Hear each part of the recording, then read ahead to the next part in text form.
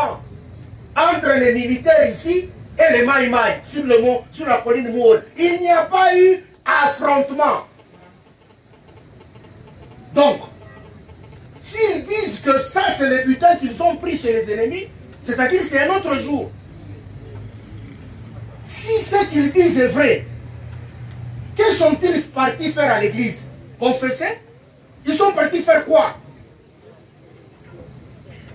Monsieur le Président, on vous entend ici, les gens vous disent que non, c'est les butins de guerre. Qu'on ne se moque pas des partis civils. Qu'on ne se moque pas des partis civils, Monsieur le Président. Ce que je vois devant moi, ça c'est les butins de guerre. C'est quel militaire, au lieu de combattre les Maïmaï, il va prendre ça, il va transporter ça comment? Entre ça et l'arme, il va préférer quoi? Les prévenus ont préféré ça plutôt que l'arme et aller combattre à Mour. Ce sont les prévenus pour lesquels on plaide, on demande de larges circonstances atténuantes. Monsieur le Président, nous ne parlons pas de la sociologie, nous parlons du droit.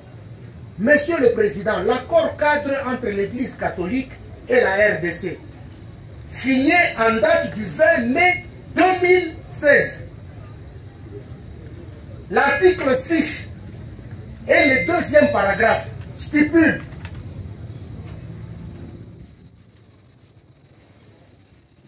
dans le cadre de la législation en RDC, la République démocratique du Congo assure l'inviolabilité des lieux de culte, des églises, des chapelles, des cimetières, même des cimetières catholiques sont inviolables et leur dépendance. Je répète, l'article 6, le deuxième paragraphe de l'accord cadre entre la RDC et l'Église catholique. Et il y a des avocats qui plaident de larges circonstances atténuantes. Comme si ces prévenus, ce sont des petits saints. Monsieur le Président, qu'est-ce que alors on entend par lieu de culte? Monsieur le Président, nous sommes allés nous promener dans le droit canonique. Certains prévenus vous ont dit qu'ils sont catholiques. Peut-être certains juges aussi. Et le droit canonique est opposé à tout chrétien catholique. Et le canon 12-14 définit qu'est-ce qu'on entend par l'église ou le lieu de culte. Par église, on entend l'édifice sacré destiné au culte divin, où les fidèles ont le droit d'entrer dans l'exercice du culte divin, surtout lorsqu'il est public. Monsieur le Président, ces prévenus ont même pris le chapelet. Monsieur le Président, et on vient plaider les circonstances atténuantes des chrétiens catholiques qui entrent dans les installations inviolables de l'Église catholique. Ils saccagent tout. Monsieur le Président, c'est ce qu'on appelle la profanation. Ils ont profané l'Église. Monseigneur a le droit de fermer cette église-là. Parce que ce lieu n'est plus sanctifié. Et c'est tout ce que je viens de vous dire. C'est pour vous démontrer la gravité. En dehors du fait que nous sommes dans l'état de siège. Ils sont allés au-delà. Je vais me promener dans la Convention de Vienne. La Convention de Vienne qui réglemente les relations diplomatiques. Monsieur le Président, ces éléments ici viennent de créer un incident diplomatique. Voilà. Ils viennent de créer un incident diplomatique.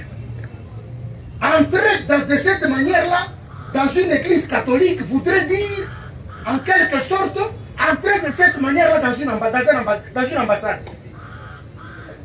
Et c'est pour cela que les conseils, en pleine journée, et dans ce siècle ici, ils disent de très larges circonstances atténuantes, comme s'ils ne sont pas de cette terre, comme s'ils n'habitent pas la ville, comme s'ils ne sont pas congolais. Monsieur le Président, nous réitérons, vous ne retiendrez aucune circonstance atténuante en raison de toutes ces violations que nous vous avons dit. On vient vous dire que vous allez déclarer la requête de la partie civile recevable, mais non fondée. Ça, c'est leur droit. Mais nous réitérons le réquisitoire. Je crois que vous allez condamner c'est prévenu au paiement des dommages et intérêts tels que demandés par la partie civile, sans admission d'aucune circonstance atténuante que vous aurez rendu justice. Nous avons dit. Merci beaucoup, monsieur l'organe de la loi. Le tribunal tiendra compte de votre réquisitoire pendant les délibérés.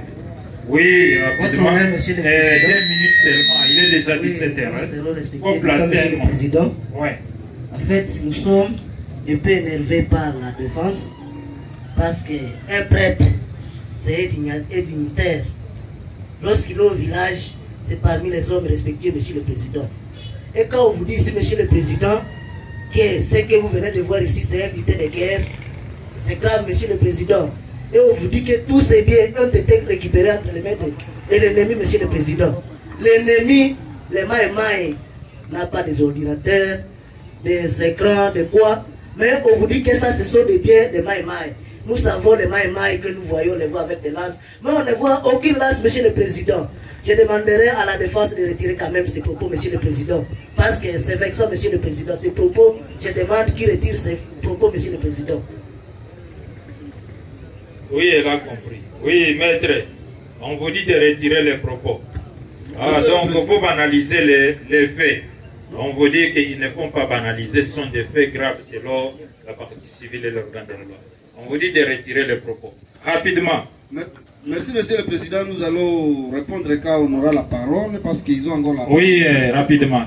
Des mots, placez des mots seulement. Oui, à nous sommes à la fin.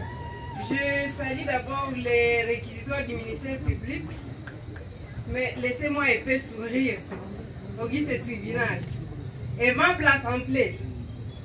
Vous voyez comment on a dénaturé les faits. Un collègue a dénaturé simplement les faits. Et moi je me dis que le problème de l'alcool a été évoqué où ici? Même pas par les prévenus ici présents. Et nous allons dire qu'être écossais, ce n'est pas changer de couleur. Le blanc c'est le blanc et le rouge restera rouge. C'est tout. Merci beaucoup. Merci, maître. Je voulais atterrir en disant qu'il faut que la défense comprenne que l'ivresse n'est pas une cause de non-équitabilité de faire. Et voilà, nous pouvons lui passer la parole. Oui, rapidement. Merci beaucoup, monsieur le président. Permettez qu'on puisse commencer par les propos du ministère public, qui est en contradiction grave, et large contradiction avec et les partis civils et les partis prévenus, monsieur le président. Nous avons très bien suivi les prêtres dignes de leur nom dire que c'était à date du 29 qu'ils se sont réveillés avec les militaires dans leur cour. Et quelques 30 minutes après, monsieur le président, ils ont entendu le crépitement des barres. Et ici, monsieur le président, présentement, le ministère public va commencer à chanter à haute voix en un bon français qui n'avait pas eu d'affrontement, c'est 29. Mais monsieur le président, quelle contradiction le ministère public va nous amener? Et voilà, monsieur le président, on dit que nous avons saboté les prêtres au village comme ils sont dignitaires. Qui a saboté les prêtres? Entre le conseil de la défense et le ministère public.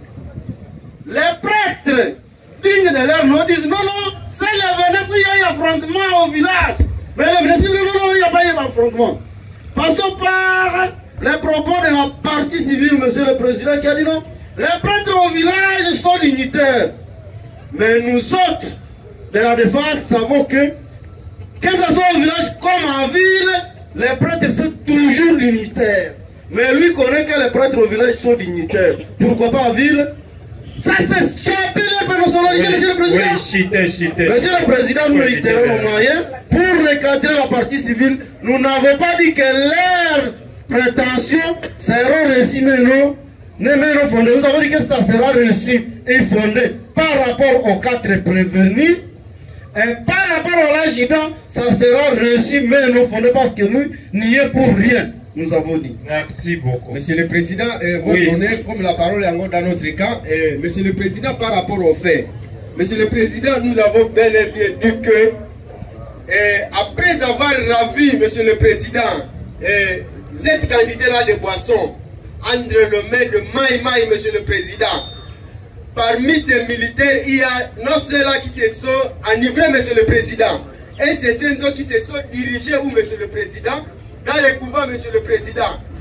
Maintenant, suite à un mauvais compagnie, Monsieur le Président, certains de nos clients ont tombé dans cette... C'était déjà dit, oui, chité. Monsieur le Président, non. à part de citer, mon collègue a quelques mots. Non, je ne vous accorde plus la parole. Nous reconduisons, Monsieur le Président. Ok, merci beaucoup. Ok, merci beaucoup. Nous accordons. Monsieur le Président, certains n'ont pas pris de réserves. Et c'est aussi qu'ils ont commencé maintenant à vouloir à se diriger, Monsieur le Président, dans la cour de la paroisse, Monsieur le Président.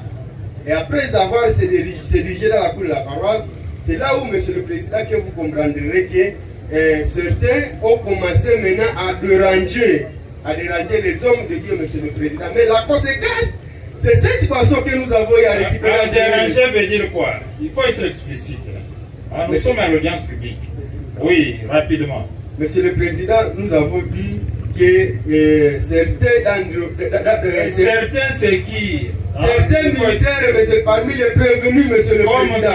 Comme qui? Certains, parmi les prévenus, ils étaient accompagnés par des personnes mal intentionnées, Monsieur le Président. C'est pour cela que vous avez compris qu'au moment où leurs amis étaient en train de déranger les prêtres, Monsieur le Président, c'est maintenant à eux qu'on remettait le bien ravi entre les mains des prêtres, Monsieur le Président. Ce sont leurs amis qui ont eu à voler le bien dans les couvents. Et après, ils faisaient quoi, Monsieur le Président? Ils remettaient ces biens entre les mains de nos clients. Mais ce n'est pas nos clients qui ont eu à piétiner, Monsieur le Président, au couvent et dans la cour de la paroisse, mais c'est leurs amis. Après cette ivresse, Monsieur le Président, qu'ils ont eu maintenant à faire quoi? À piétiner au couvent et à faire quoi, Monsieur le Président? A commencé maintenant à déranger les prêtres, Monsieur le Président. Et Monsieur le Président, pour ne pas aller trop loin, voilà, résumé le feu de la présente cause. Et si vous le permettez, nous remettons le micro à nos collègues. Oui, rapidement. En droit. Oui, merci beaucoup, Monsieur le Président, pour la parole que vous nous accordez. Monsieur le Président, nous tenons d'abord à préciser que nous sommes en train de plaider coupable pour les 4 prévenus, notamment le prévenu Bikuba, le prévenu Ngalamulume, le prévenu Kabongo et le prévenu Kibuya. Et Monsieur le Président, par rapport au Bikuba, Ngalamulume, Kabongo et Bikuba. Non, vous avez commencé. Bikuba, Ngalamulume, Kabongo et Kebuya. Et Kebuya, Monsieur le Président. Vous plaidez coupable. Nous plaidons coupable. Ouais. Et par rapport au prévenu Adjida, chef Louya et Lémi Martin, nous plaidons non coupables, Monsieur le Président. Ouais. Oui, merci beaucoup. Ouais. Nous allons commencer par les 4 premiers pour que nous plaidons coupables, Monsieur le Président. Oui, chité maintenant. Merci beaucoup, Monsieur le Président. Nous sollicitons des circonstances atténuantes, Monsieur le Président, à l'égard des 4 prévenus, au regard de leurs circonstances dans lesquelles ils ont été appréhendés, Monsieur le Président. Parce que partant de l'un des prévenus, notamment Ngalamoulou, Monsieur le Président, lui qui était en route, Monsieur le Président, il était en train de faire ses combats avec ses collègues, mais lorsqu'il s'est senti mal à l'aise avec son ventre, les maux de ventre qui lui terrassaient, il a dû les rester un peu en arrière. C'est alors que le ST, Monsieur le Président, quand il l'a appréhendé, il a rencontré dans son sac une batterie, Monsieur le Président, qu'il a reconnu ici présent, par devant vous, Monsieur le Président, et un panneau qui n'a pas été reconnu ici parmi les biens qui ont été présentés. Et Monsieur le Président, tenant compte de la circonstance dans laquelle il a été appréhendé, c'est pas qu'il a été vu entrer des pieds, bien que il a été vu avec les biens appartenant à la population. Mais Monsieur le Président, c'est pas qu'il a été rencontré au niveau des opérations, au niveau du pillage, Monsieur le Président. Mais au moins, il a été vu avec une batterie, Monsieur le Président, appartenant à la population, bien entendu. Et il a dit les circonstances dans lesquelles il a reçu cette batterie. C'est une maman qui était un peu fatiguée. Il lui a rendu la batterie, Monsieur le Président. Et par rapport au prévenu Kabongo, Monsieur le Président, vous allez constater qu'il était en position, Monsieur le Président, avec un Mouzalendu. Et Monsieur le Président, le Mouzalendu là avait déjà pillé quelques biens et il lui a remis ça. Il a retrouvé ça en cours de route là où ils étaient, Monsieur le Président. Et donc, lui-même n'a pas été retrouvé dans les mêmes circonstances que la partie civile a indiqué, Monsieur le Président. Et par rapport au prévenu Keboula, Monsieur le Président, Kebouya, il vous a précisé qu'il avait son poste de téléviseur, Monsieur le Président, et il l'avait acheté ici à Butembo. Et étant donné qu'il est nouveau dans cette ville, il ne connaît pas dans quelle galerie exactement il a eu à acheter ces téléviseurs. Mais au moins, Monsieur le Président, il n'a pas été appréhendé au lieu où le piège a été perpétré, Monsieur le Président. Lui-même était aussi sur la route. Et par rapport au prévenu, au dernier prévenu, Kibouya, non.